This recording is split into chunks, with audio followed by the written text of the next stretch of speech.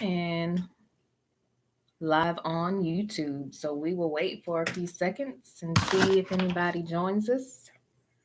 And if not, I won't make this too long tonight. We'll just jump right in and take care of everything so that you all can go on about your Sunday and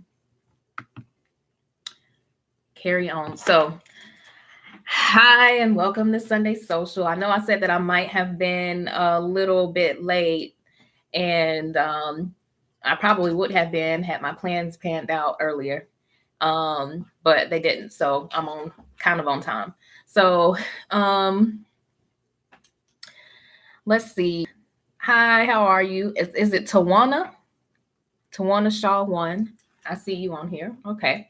So I wanted to go ahead and just jump in and make the video and just get right to everything, because I know some people celebrate St. Patrick's Day and people have stuff going on. So the first thing I want to talk about is the retreat. So more people voted in the poll for the retreat the first time around. There were like 17 people or something like that. But this time around, there were like maybe 11 or 12 people. So what I'm looking at for the meetup for day-to-day social work, so we know that we had the three choices. We could either meet separately in June in the South, and then separately in September in the North, or we could all meet together at the same time, one time in between in September. So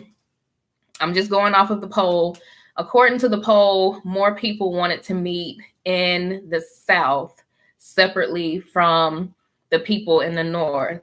Now, I'm still not opposed to meeting both places, because I mean, I like to go places and do stuff and try new things. I'm going to go ahead and start planning for the first social work meetup in the South. And so I was thinking that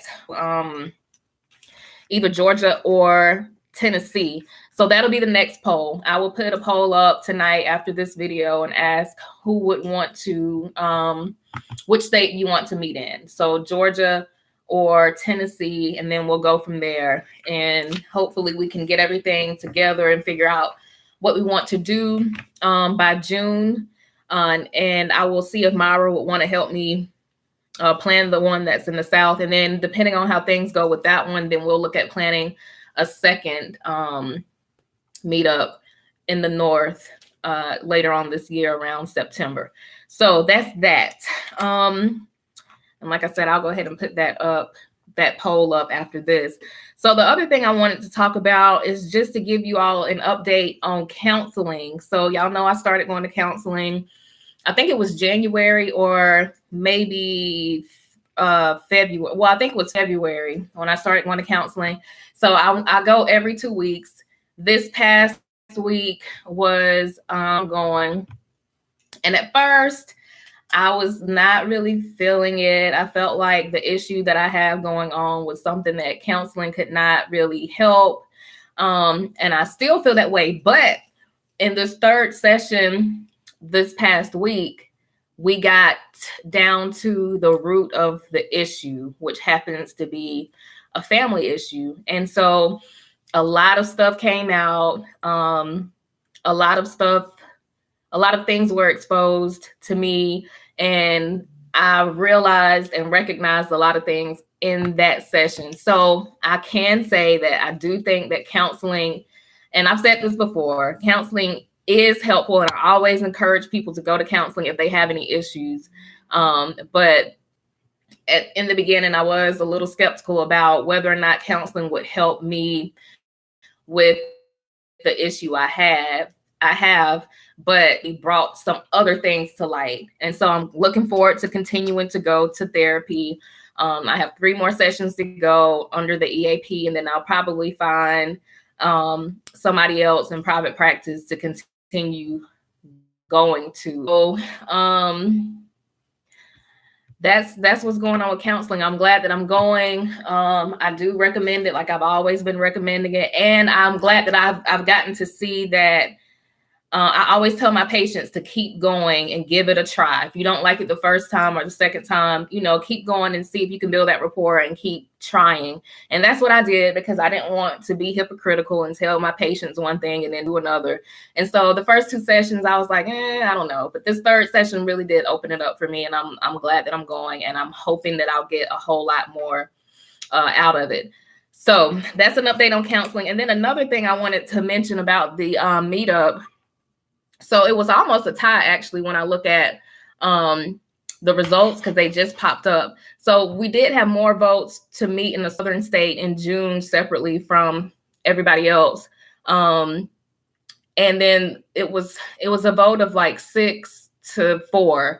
So the one that had 4 was that I think that we should meet up in one place in September, regardless of if we live in a northern state or a southern state. So, okay, that'll make up for people who can't come to the one in June in the South. So we will try to go ahead and plan the one in the South, like I said, in Georgia or Tennessee, and then follow up with one that's just in a central location, so that people who are up north or down south can just come to whatever we decide in the middle. And I think initially what I was thinking for, as far as the state to meet in the middle, would be either like Washington, D.C., or, and I know that's not a state, but, Washington, D.C., or New York, or somewhere, in that middle part of the region.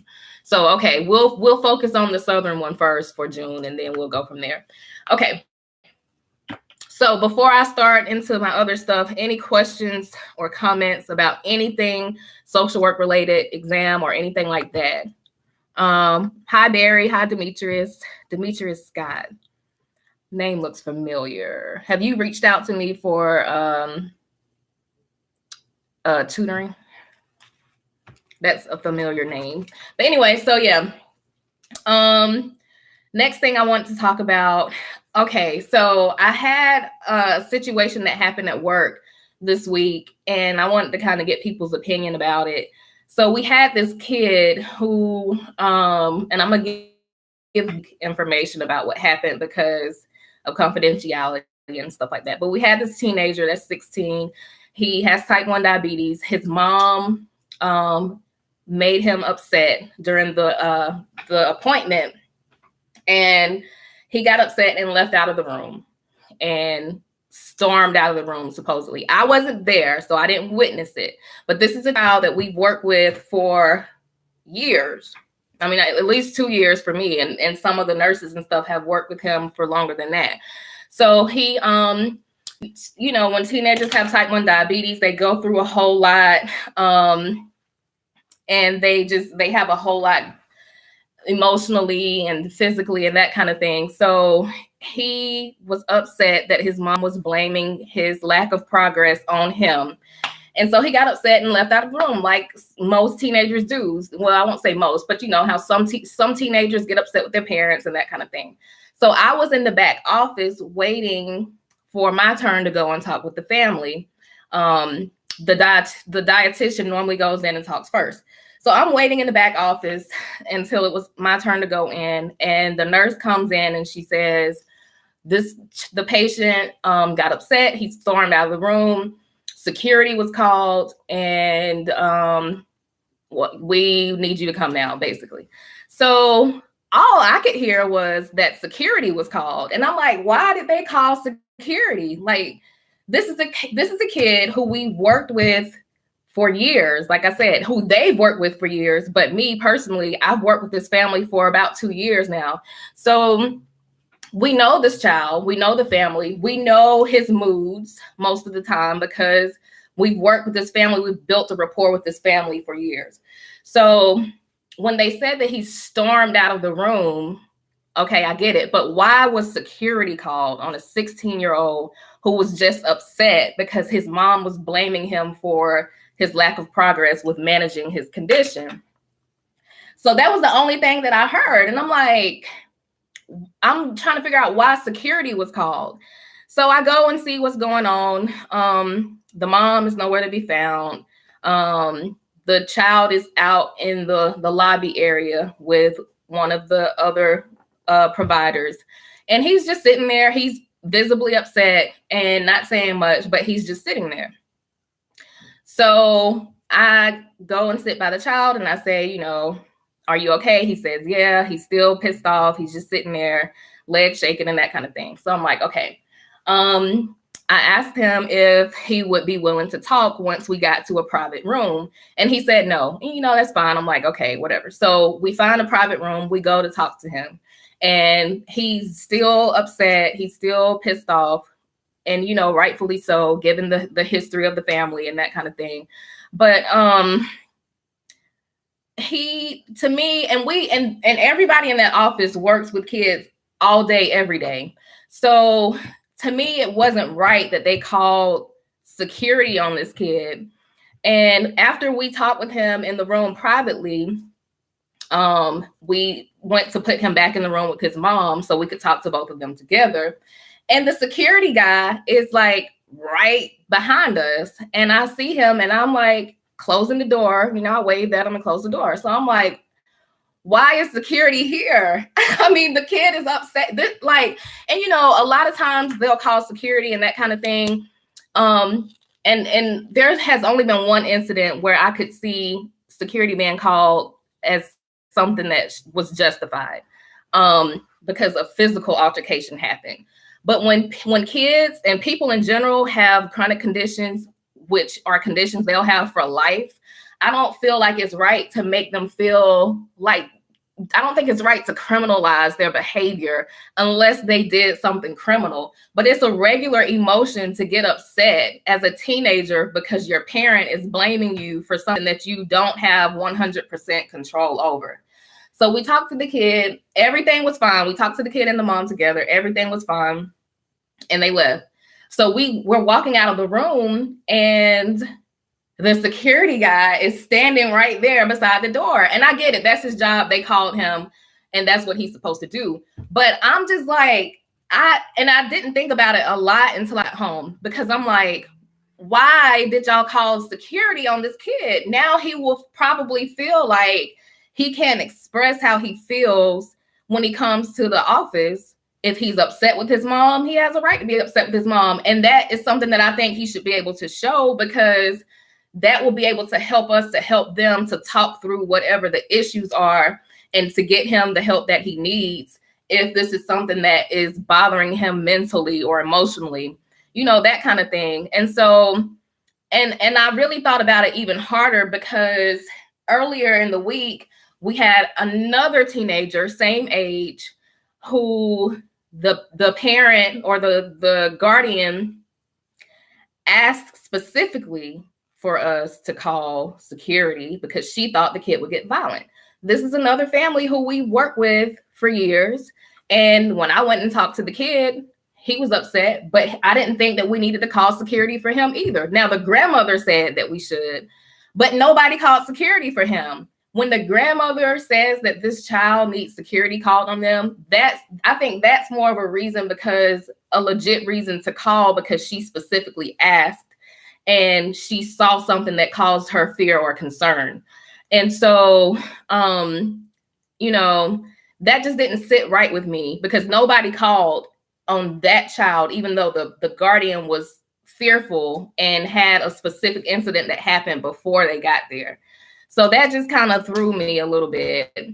And again, we didn't call for that child either because, you know, when you go in and assess the situation, you don't see a need. I didn't see a need for that. Like, this is a kid we know. Like, he's not showing any signs of aggression or anything. Then no, like, why get security involved? So that's just something that happened this week that really bothered me because I thought about the two situations. I thought about everything as individual incidents. And it just didn't sit right with me at all. And so now I feel some kind of way about it. And I feel like I need to advocate for this kid and for all of the kids and, you know, just have a discussion because nobody ever told me why they were called. Well, okay, I'll take that back. So the one that they did call for, they said that they called because they wanted to make sure the kid didn't leave the building because he stormed out of the room. Okay. The kid was not going to leave. He doesn't have access to a car. Yes, he could get upset and walk and go wherever and try to calm down, but I didn't think that even that was legit reason to call. But, so I just want to talk with them and find out what they constitute as a legit reason to call security on these kids, unless, like I said, if I see danger, I mean, we're social workers. I've been in situations where people have jumped out of closets on me when I was doing housekeeping inspections and that kind of stuff. So I do know that we need to be aware of our surroundings and be cognizant that things can happen and that kind of thing. But like, these are kids that we know. And I'm not saying that they can't flip out and change and do something, but I just didn't see it. Okay, so I'm rambling now. Okay, so y'all get the point. So let's see. Barry Jones says crisis intervention. You are correct. Now, phrase that in the form of an exam question. Okay. I can't form it as an exam question off the top of my head because I'm not used to writing exam questions and stuff. But like, and the exam is very specific. So I would have to sit here and think of 4 answer choices, and one of them would have to be legit and the other 3 won't. And I don't have enough time to do that in this live. So I won't do that. But I mean, these are things that you do have to think about. And these are scenarios that could pop up on the exam, Barry. So I'm glad that you said something about an exam question, because these are things that could pop up on the exam. And of course, the exam writer wants us to be the perfect by the book social worker. And so the way that the exam writer would want you to respond is not necessarily the way that we would in real life. Was there a threat or any imminent danger in the situation? No, not to me. Some other people might have thought so. Again, I wasn't there when he stormed out of the room, so maybe they did feel threatened. I don't know. But to me, I just didn't see the reason. I didn't see the point. But yeah, so hi GA Peach. So another thing is that that I wanted to talk about was the public service loan forgiveness program, because I posted in the group earlier this week that there was a get rid of it starting, I think it's July 1st, 2020. So anybody who gets a student loan and would normally be eligible for the public service loan forgiveness program, if you get your loan after July 1st, 2020, then you would not be eligible to qualify for the public service loan forgiveness program if this proposed budget were to pass. So I put that link to that article in the group because I wanted you to be aware and I wanted you to read it, because it's not something that has gone into effect. It's just something that is proposed, and it's something that we need to be aware of as people who work in the helping field, in the helping profession, who would qualify for that program.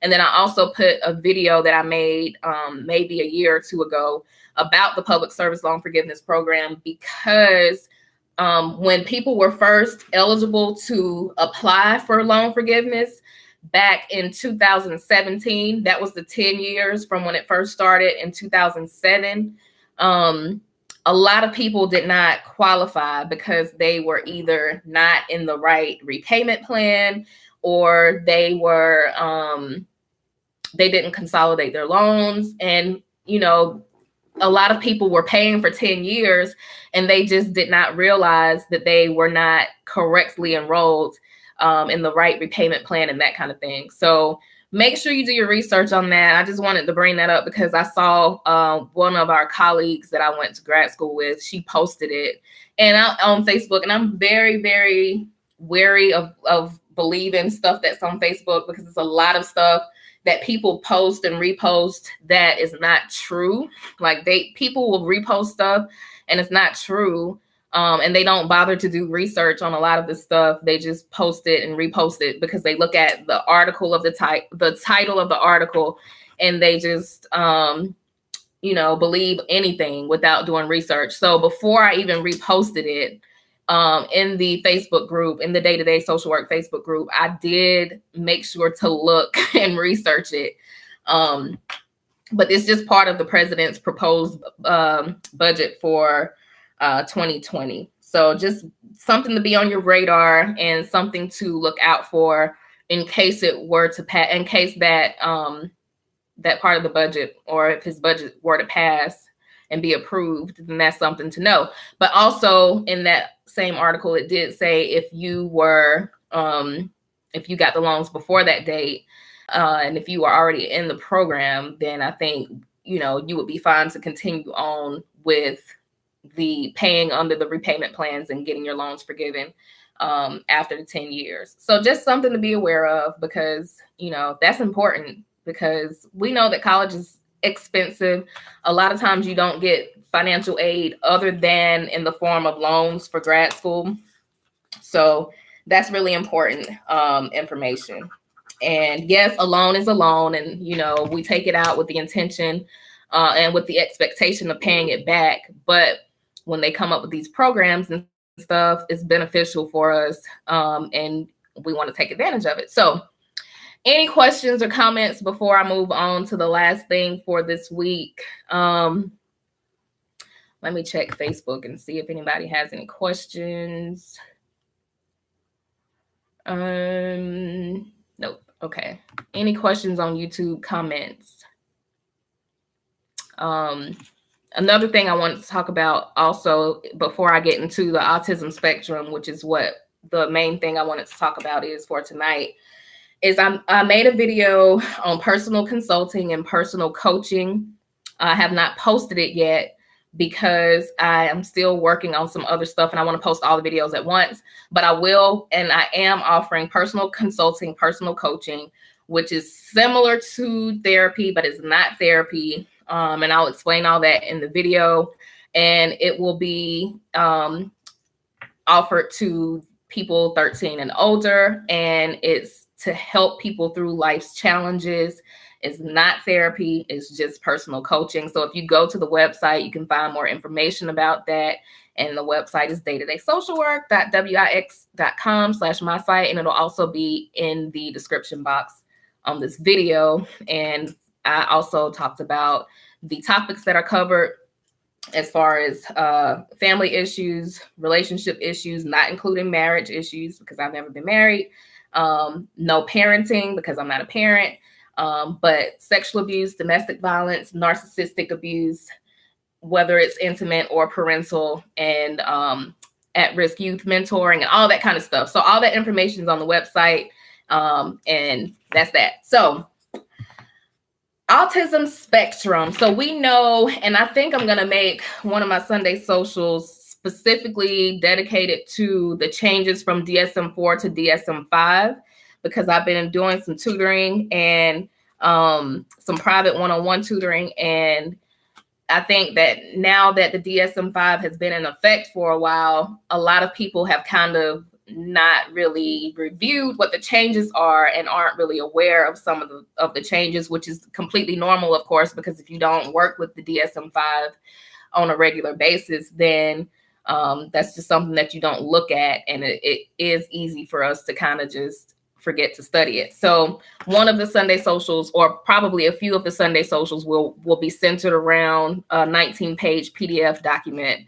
that tells you what the changes are from DSM-4 to DSM-5. And I'll also put the link to that in the description box below when I post this video on YouTube. So if anybody wants to add it, they can, if you don't already have it. And also the changes from DSM-4 to DSM-5 are also in the actual DSM-5 book or manual at the beginning. So those little Roman numeral pages, like where the table of contents is and all that kind of stuff, at the very beginning of the DSM-5, they break down the changes from DSM-4 to DSM-5. You just have to go and look for it. But again, I'm going to put a link in the description box so that you can see a PDF that you can print out with the 19 pages. I think it's a 19-page document with the changes from DSM-4 to DSM-5. So anyway, we know from DSM-4 to DSM-5, autism is now on a spectrum. So it used to be you could have Asperger's and autism. So now everything is on a spectrum. So, and this is going to be quick. So what is autism spectrum disorder? So it's a complex brain disorder of brain development involving social communication deficits and atypical behavior. And that can include, it can affect your sleep, your mood, your being hyperactive, having OCD, having anxiety disorder, and that kind of thing. So then, and again, these are still notes that I took from the Hopes and Dreams conference that I went to a few weeks back, which dealt primarily with children with disabilities and learning disorders. So these are, I'm going to read from these notes. And again, this is not going to be long. It's just a few pages. And I'm not going to read it word for word. I'm going to break the stuff down to kind of help you understand it. So they describe it as you have to have persistent deficits in social communication and interaction across multiple contexts, manifested by a current history of all three of the following. So you have to have deficits in social emotional reciprocity, which basically means that the child has a failure to respond or initiate social interaction or can't converse back and forth. So that's a deficit in social emotional reciprocity or giving and receiving. And also number 2, it says deficits in nonverbal communication or nonverbal communicative behaviors used for social interaction. So that would be, nonverbal would be like eye contact, poor eye contact, body language, not being able to use hand gestures like I'm doing probably too much throughout my videos. And then also like a lack of facial expression. So if a child has, and I'll just give examples. So when they say deficits in social emotional reciprocity, that's basically like a child can't respond, or they don't or won't respond to you. So if you say, hey, Ashley, how are you today? Did you do anything exciting today? And I just look at you. Or, and then when we talk about nonverbal communicative behaviors used for social interaction, again, if you're talking to me and I don't make eye contact, I'm either looking at the floor, I'm looking at the ceiling, I'm looking all around you. Again, the hand gestures and, you know, lack of facial expression. If I'm talking about something that's super exciting and the person or the child is just sitting there and they're not able to mirror you, basically. And then the third thing, and again, these are, let's see, all three have to be present. So persistent deficits in social communication and interaction across multiple contexts manifested by current or a history of these three things: the social emotion deficits in social emotional reciprocity, deficits in nonverbal communicative behavior, and then the third thing is deficits in developing, maintaining, and understanding relationships.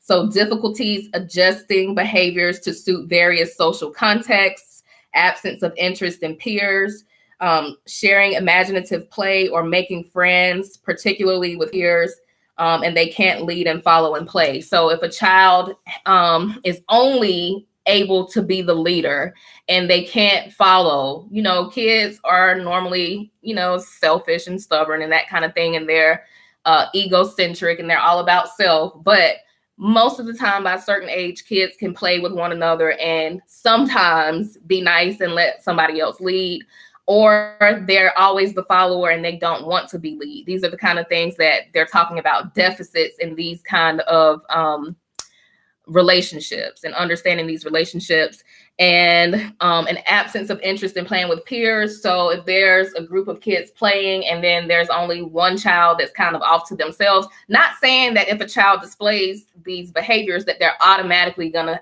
be on the spectrum, but just saying that these are kind of things that you want to look out for when you're looking to see if a child is displaying signs of being on the autism spectrum. And so they also talked about how, let me close these curtains because there's some people out here in this back parking lot.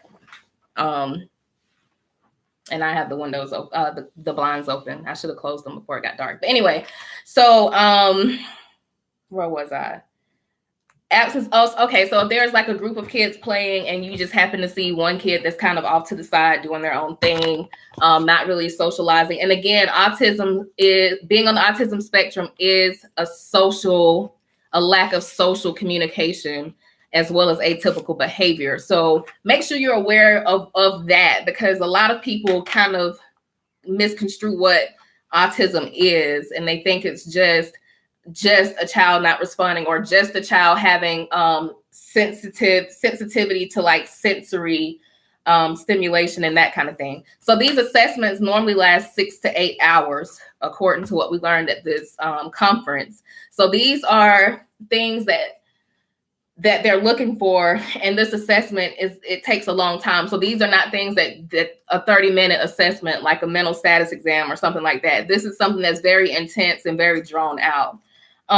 So then they break it down and say restricted repetitive patterns of behavior, interest, or activities manifested by at least 2 of these. So they're breaking it down even further. So the first thing is stereotyped or repetitive motor movements like hand flapping, echolalia, or lining up of objects. So hand flapping is if you see a kid walking around doing this, and they have to do it. They have to do it. So that's the hand flapping, or they might just do things with their hands.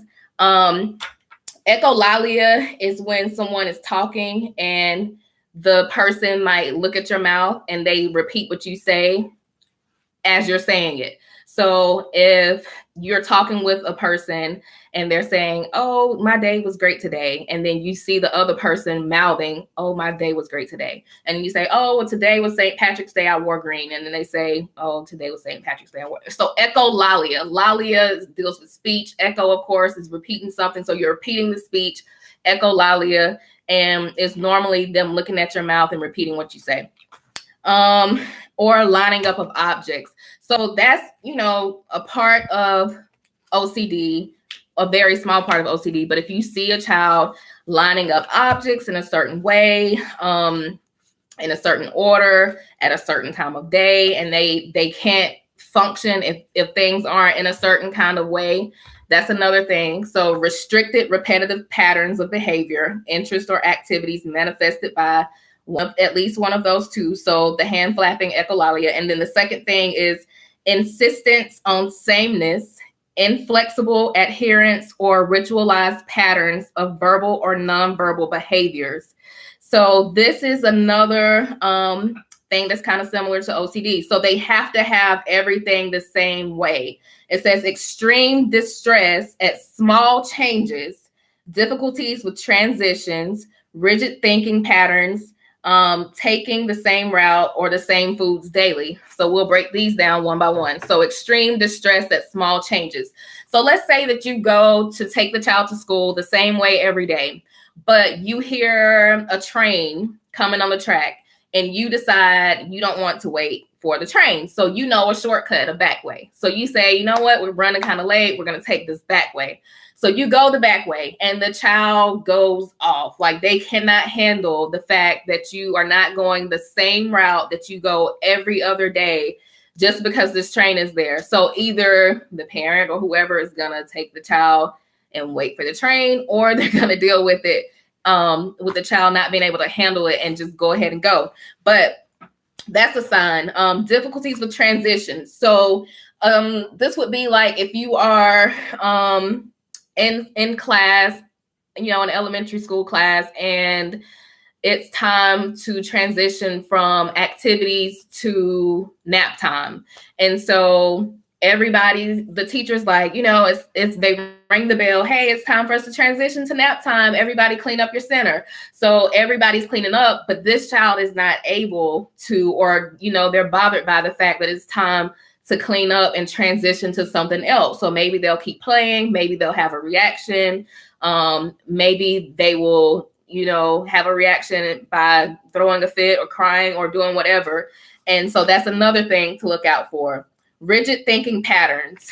And I think that's kind of the same thing as, taking the same route or Let's say mom has long hair, but then mom cuts her hair and the child is not okay with that because they're used to seeing mom with long hair. So that kind of thing, taking the same route and then having the same foods daily. So if you normally give your child chicken nuggets or corn dogs for lunch every day during the summer, and then all of a sudden you bring in pizza, and the child is not able to handle that. They want their chicken nuggets or corn dogs or whatever that you normally give them. So they insist on sameness, and they have an inflexible adherence or ritualized patterns. So all that sameness, same routes, same foods, that kind of thing. So then the third thing, highly restricted, fixated interests that are abnormal in intensity or focus. A strong attachment to preoccupation with unusual objects, for example, video games, or they can't change the topic. So this is one to look out for because, of course, a lot of kids like to play video games and they don't want to get off of the video game. They're fixated on it, but it doesn't necessarily mean that they're on the autism spectrum. But if your child is displaying some or all of these other symptoms or signs, in addition to wanting to play on the video game all the time and not wanting to get off of it, and you see some of these other signs, then that could be, a possibility that's something that you want to look at as a potential for being on the autism spectrum. And also when they say you can't change topics. So let's say that you're talking to a child about Blue's Clues, and I don't even know if that still comes on or not, but it used to back in the day. So I don't know what the kids' cartoons are now, but let's say Blue's Clues is on, and this is the kid's favorite cartoon, and they want to talk about Blue's Clues all day long. And then you say, well, hey, I know you like Blue's Clues, but have you ever looked at or thought about watching Looney Tunes instead? And they said, they changed the subject back to Blue's Clues because that's what they like. It's that sameness, it's that routine kind of thing. So that's another thing.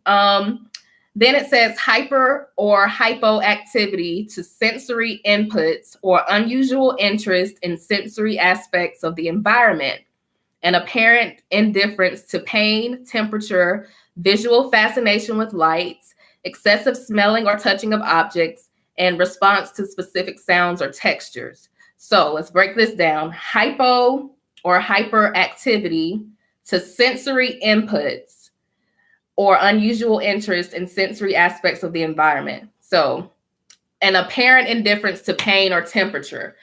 So if it is, let's say very, very hot, and the child doesn't mind, everybody else around them is sweating and, they're peeling off layers of clothing, but this doesn't bother the child. They're indifferent about it. And it's apparent that they're indifferent about it.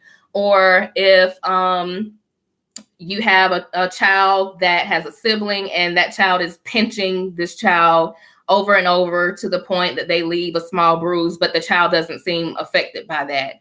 So that is what an apparent indifference to pain or temperature is.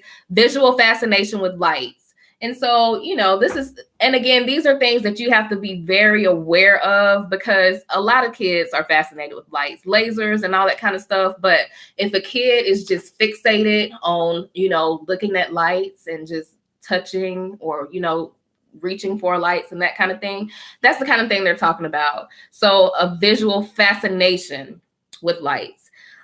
Excessive smelling or touching of objects. So if a child has to have a certain blanket because it's soft or because maybe it's rough, or if they have to smell something over and over again, and it's normally the same thing again because of the rigid thinking and that kind of thing, and the sameness of everything. So if there's a lady at the conference gave an example of a little boy smelling, I think it was a plastic ball, and she said that he would smell the ball like all day, and it was for no particular reason. And he also displayed some of these other signs. So she was asking if that was something that was considered to be something to look out for. And they said, yeah. Response to specific sounds or textures, same thing, blankets. If they like the sound of a siren, or Maybe they don't like a specific sound. So response to specific sounds or textures, or maybe they don't like a soft blanket, or, you know, it could be either way. They could like it or dislike it, but it's a hypo or hyperactivity to sensory inputs. Taste, smell, sense, touch, feel, all 5 of your senses. Okay. So then they go on to talk about the DSM5 criteria. So symptoms must be present in early development, and symptoms cause clinically significant impairment. And they had that in bold letters: clinically significant impairment in social, occupational, or other important areas of current functioning. The disturbance is not better explained by an intellectual disability or global developmental delay. So these are symptoms that must be present in early development, early childhood. And I think they probably are more specific as far as to ages in the DSM-5, but they didn't give us that. So that's something that you might want to look for. And then clinically significant impairment. So these are things that are not just, you know, the kid doesn't like to have a sweater like this that's textured, and, you know, it's just something that they just don't like. This has to be clinically significant to the point where it really, really, really bothers them. The smell really, really, really bothers them. It causes them to have a reaction. It's not just something minor or something light. And then it says, and also making sure that the disturbance is not better explained by an intellectual disability or global developmental delay. So of course we know that in most things dealing with social work, if there are any symptoms present, you want to rule out medical first. So if a kid is having some kind of symptom, you know, let's say that they have an excessive, they excessively smell things, or they have some kind of visual fascination with lights and that kind of thing, and they have other symptoms that are kind of like medical symptoms as well, and they have an indifference to pain and temperature and all that other kind of stuff, you want to rule out medical first, because it could be something completely different. Or if they have a reaction to a certain sound, you want to rule out medical first, because maybe there's something going on in there with their eardrums, or, you know, that kind of thing. So rule out medical first. Also, the disturbance is not better explained by an intellectual disability or developmental delay. And then it says, consider an overlap in symptomology. Symptoms, behaviors change with development. So, you know, you want to watch out for development, because just because a child has certain reactions to certain things when they're 2 years old, when they turn 3, those things might change or go away. Or from 2 to 3, things that they were not experiencing at age 2, they could now be experiencing at age 3. So that's something that they said to consider, the overlap in the symptomology and the behaviors, because they change with development. Comorbid disorders, impact of deficits in other areas of functioning, like a hearing impairment, and also cultural factors. Cultural factors, of course, is a big deal, because, you know, with that, especially like with something like with the lack of, what is it? I just, hold up, my mind is going blank. Eye contact, that's it. Yeah, so in certain cultures, you know, some children are taught that it's not proper to make eye contact with certain adults and that kind of thing. So make sure that you are not culturally competent, because we can't necessarily say that we're competent in any one culture, sometimes not even our own, but to be culturally aware. So make sure that you are aware of other people's cultures and the things that they do, so that you won't falsely start looking at the fact that a child is not making eye contact, but it's a part of culture, and then you're blaming it on potentially being on the autism spectrum. So that's what they were meaning there. And it says, can now diagnose ADHD with autism spectrum disorder. So if I'm not mistaken, that was something that could not happen before, but now you can have attention deficit hyperactivity disorder and autism spectrum disorder, be on the autism spectrum. So then they start talking about early indicators. So a lack of warm, joyous expressions by 6 months old. So, you know, when you have a 6-month-old baby, they smile, they coo, and they giggle and blow bubbles and all that kind of stuff. So if you have a child that's 6 months old or an infant that's 6 months old and they're not able to make those expressions, warm, joyous expressions, as they call them here, then that's something that you want to look out for. A lack of back and forth sharing of enjoyment or interest, which is by 9 months old.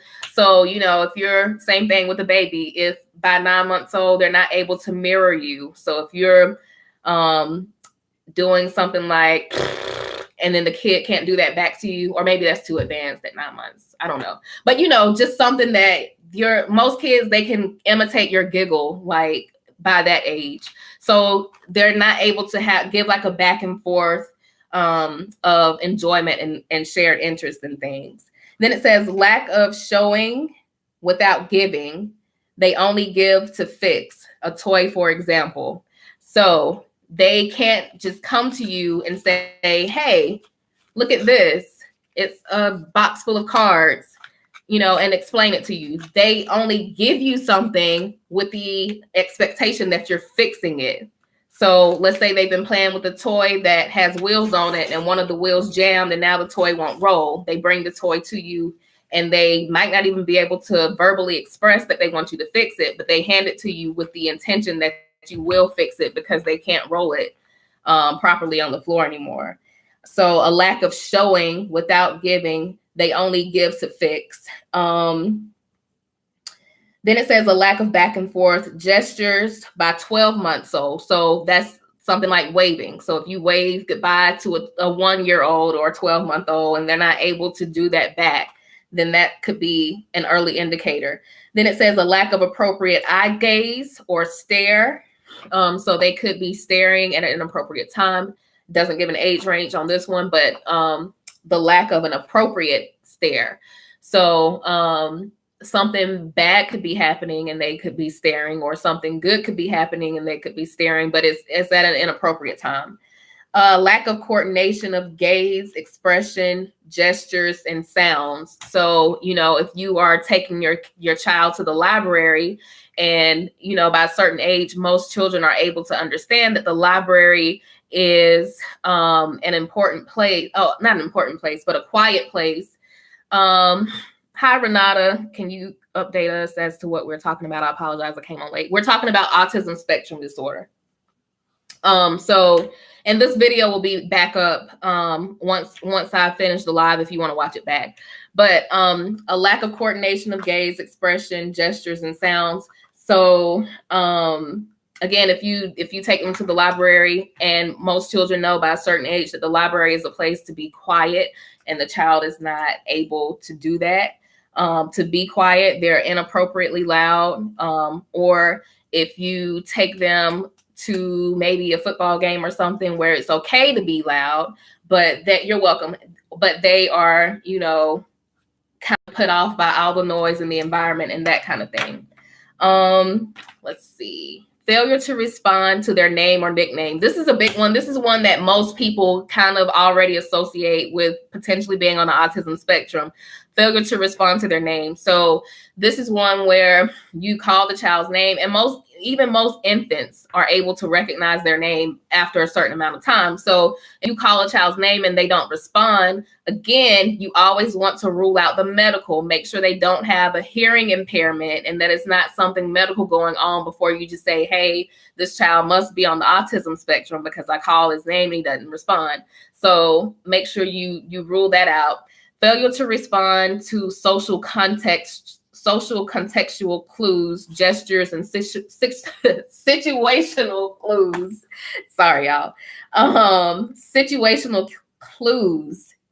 So this would be failure to respond to social contextual cues, gestures, and situational cues. So this would be like, for example, if you took a child to a funeral and everybody is kind of somber and people are crying and that kind of thing, but the child is laughing at an inappropriate time. And again, you have to know where this child is in the stages of development depending on their age. And this is where good old Piaget comes in. And this is all of this stuff ties in together. This is why we have to know the theories and the theorists and all that kind of stuff, because when we start thinking about cognitive development and where a child should be at a certain point in their lives as children, then we start talking about these disorders. All of this stuff ties in together. So by a certain age, now granted, if you take a 1 or 2 year old to a funeral, they don't know what's going on. If they find something funny, they're going to laugh. But if you take maybe a 4-year-old who is a little bit more calm and not just ripping and running around a 4 or 5-year-old, by that time in their development, they should be able to look around them and see that people are sad, people are somber, people are crying, and that this is not the appropriate time to laugh. Not saying that all of them would be like that, but most kids by that age are able to pick up on situational clues in social context. So that's what that means. You also want to be aware if the child is not babbling by 12 months. So by 1 year old, if the child is not babbling, mimicking words, trying to talk, that kind of thing, then that's something to look out for. No single words by 16 months. So if your child or a child has not spoken a single word, just mama, daddy, play, toy, those kind of typical words that a child by that age should know or be able to say, then that should be cause for concern. No meaningful 2-word phrases by 24 months or 2 years old. So let's play, I'm hungry, eat, want more, those kind of 2-phrase words. If they're not saying any meaningful 2-word phrases by 24 months, that's something that you want to look out for. Atypical labeling skills. So if a child that is, let's say 3 or 4 years old, and they're talking about octagons and hexagons and using words like ostentatious and haughty and those kind of things, that's great if they are, because some people will teach their kids that kind of stuff early on. I mean, I plan to, whenever I have kids, teach them all kinds of stuff that isn't kind of normal for their age range, but that's just me. But, some people do teach their kids kind of advanced stuff before they're supposed to know this kind of stuff. But if it's atypical for that child in that socio environment and for that point in their development, if they're kind of fixated on certain stuff and using certain words, that's something to kind of look out for. And I think one of the movies that people always reference is Rain Man, and how who played Rain Man? I think it was it Robin Williams? I can't remember. But how he was so smart and could count all this stuff. And that's the kind of thing that you want to look out for, not in somebody that age, of course, because we're talking about children, but a child that is labeling things and using words that are kind of atypical for their age range. Repetitive motor movements or posturing of body, hands, fingers, repetitive movements with objects, at least 3 times is what they're saying. So again, the hand flapping, and it has to be at least 3 times. So it can't be just 1, 2. It's got to be the hand flapping at least 3 times. A lot of, I won't say a lot. Some will do self-destructive behaviors, bang their heads against walls or on tables and that kind of thing. Repetitive motor movements, posturing their bodies. Like, there was a documentary, I can't remember, y'all, because it's been so long. When you go to school, they show you all of this stuff. Dustin Hoffman, thank you. Why did I say Robin Williams? I guess they kind of looked like a little bit. They were both short. But yeah, Dustin Hoffman played in Rain Man. So Huffman played in Rain Man. So yeah, that's a good movie to look at. But the repetitive movements, posturing of your body, hands, fingers, that kind of thing. So then they say, well, what is not unique to autism spectrum disorder? So fear or distress of a particular object, distressing over removing particular objects, hard time calming a child down, rapid changes in emotions and behaviors, challenging behavior. So these things are typical and are not unique to autism spectrum disorder. So that could be something that is just going on with the child that is not necessarily autism spectrum. It could be something else.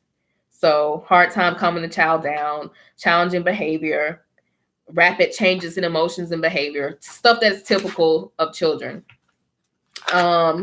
The list goes on to talk about unusual sensory interest or heightened responses, aversion to touch or proximity, excessive interest, echolalia and repetitive use of words, that kind of stuff. So even though, like I said from the very beginning, even though a child has some of these indicators, it doesn't necessarily mean that they're on the autism spectrum. It could be something else, and you want to make sure you rule out other stuff first. So then they talk about sad truths, not enough service providers, wait lists, of course, reimbursement rates are insufficient. And we know about all of that as far as insurance goes and trying to get the child assessed and how long wait lists are around the country to get your child assessed for autism.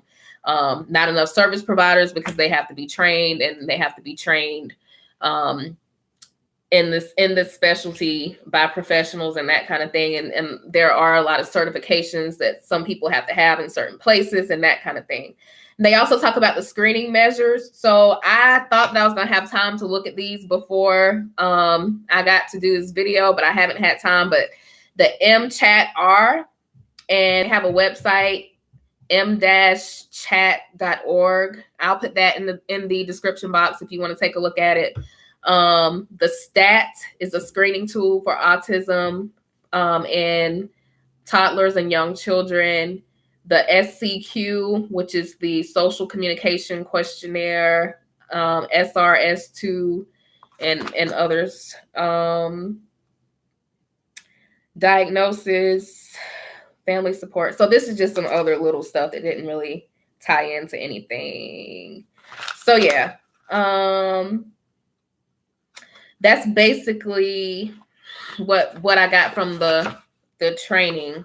They gave us these little books to kind of take notes in. But anyway, so yeah, that's what I got. So of course, you want to do your own research on autism spectrum disorder and just make sure that you are aware of, the resources out there in your area, because everybody's from different states here.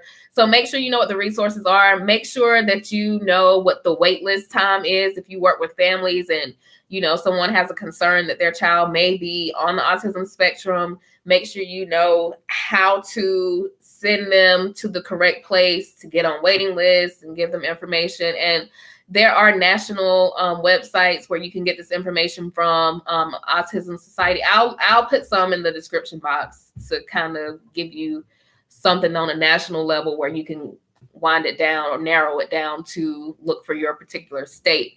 So that's all I have for tonight. Again, if you are interested in doing the meetup in Georgia or Tennessee in June, make sure you participate in the poll that I'm going to put on the page for this week.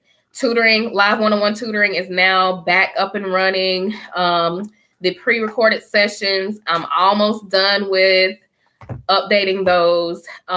Right now, the pre-recorded series is still on special for just $150. And as I am adding to it, I'm adding the new material to it, and I'm still keeping that price the same until I finish adding everything to it. So I've added one more video to it and one more question set. So now it consists of 10 question sets, about 120 questions, 11 videos, and about 8 hours of content. And it's literally the same thing as live one-on-one tutoring. I just went ahead and pre-recorded it and answered all the questions that most people have based on trends. And so as I'm adding these next 2 or 3 question sets, they will still, like I said, be on sale for $150. And when I'm done with updating everything, I'm not going to increase the price on it. It'll be the regular $250 rate, and I'll still have specials. So tutoring, I'll make another tutoring video as well to put on the YouTube channel for 2019. I still want to do a Saturday session once a month, at a discounted rate. And I'll put all that information in that video. And then also make sure you check out the website for personal consulting and coaching, which is not therapy, it's not counseling, but it's similar, and it just is something to help you with life's challenges. And if you are catching this video at the end, I talked more about that at the beginning, so you might want to run this back and check it out. But also, please send me topics, because I'm just going off of what I come across throughout the week at work, and just giving y'all just stuff that I come across. But if you have questions or cases or anything that you want me to discuss or anything that you want to talk about, let me know. And I have not figured out how to put someone in to be able to talk, but we could do a phone call. If y'all want to call in and talk about anything, then we can do that. I can set that up definitely and put you on a speakerphone so that everybody can hear. So I would like to be prepared for that. So if you do want to call and talk about something on a Sunday social, then let me know in advance, and we can set that up so that we'll know how we want to flow, because again, I don't want to keep this longer than about an hour every Sunday night. So I wouldn't mind having like next Sunday, or whenever I do the next Sunday social, is just having people call in and talk about whatever, your cases or topics on the exam, or whatever it is that you want to talk about. So you can email me directly. The email will be in the description box. You can leave a comment on the video, however you want to do it, and just let me know. So hopefully some people will want to call or talk about some things that they have going on in your state, and we can talk on this live stream. So I hope y'all have a good week. Last week was not a good week for me. I'm just hoping and praying that this week is a better week. And happy Social Work Month. We're still in March, so continue to do best, be best, and go forth and prosper, and just do what you were called to do as a social worker. So until next time, I will see y'all later. Oh, any questions?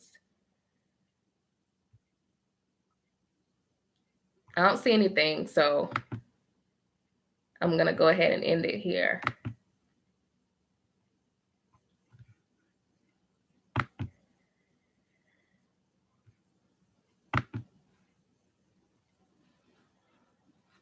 Thank you, Barry. Where will you put the poll?